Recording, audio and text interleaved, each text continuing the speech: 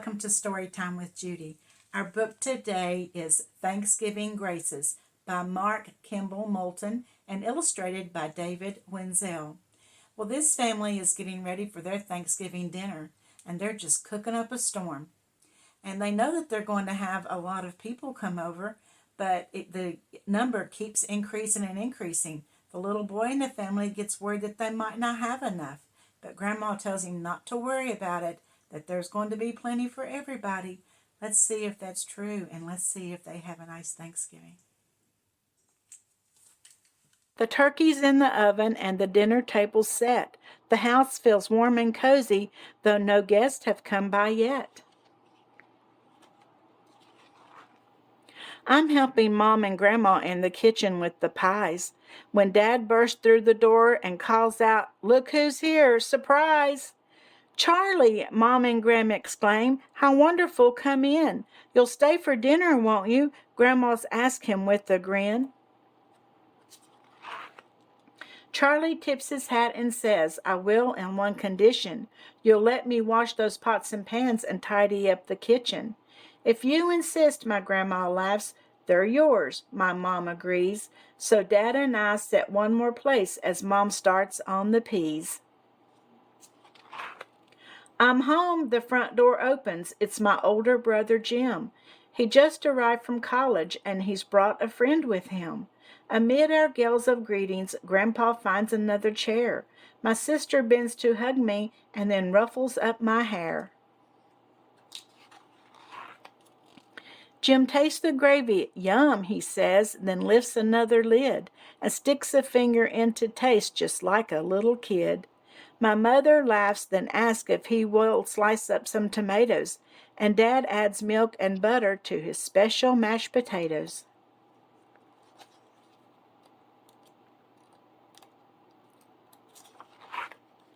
Outside a horn is beeping. To the window we all run to see my aunt from out of town and her adopted son. "Looks like we'll need a few more chairs," says Grandpa with a wink, "and maybe one more table is in order, come to think." My aunt has brought fresh flowers. Grandma finds a pretty vase, as Dad and Grandpa rearrange the room to make more space. The kitchen's growing smaller by the minute, louder too, with everybody wishing Happy Thanksgiving to you. The coffee pot is perking. Grandma gives the beans a stir. The teapot whistles joyfully behind the mixer's whir. The telephone begins to ring. "It's Bonnie," calls my brother. "She wants to know if she can bring her cousin and her mother."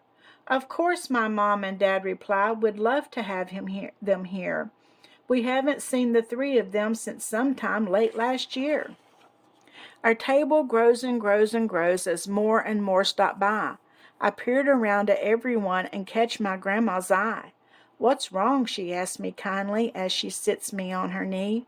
I ask her, "Will there be enough?" She smiles. "Of course, you'll see." Do you recall the story of the fishes and the bread? How Jesus made them last till all his company was fed?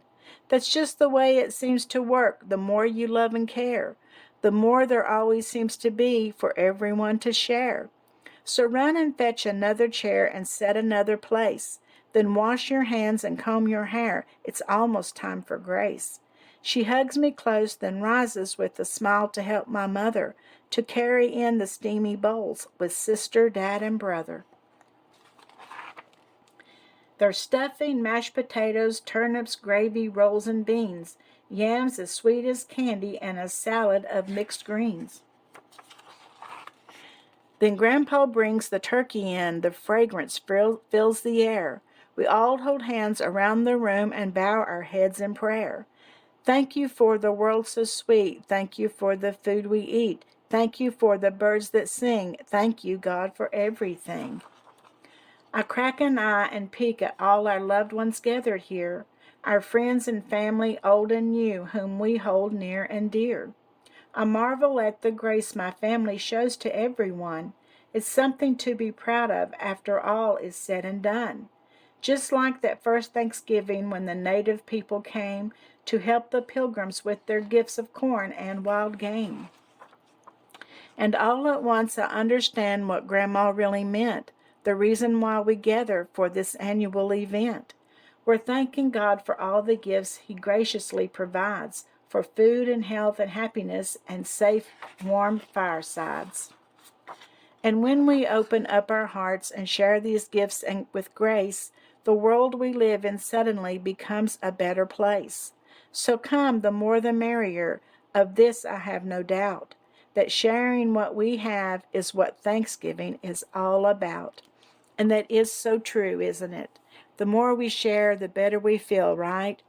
And how many of you are going to have a big Thanksgiving with lots of cousins and friends around? I know we are. We'll see you soon. And don't forget to like and subscribe, and I'll see you.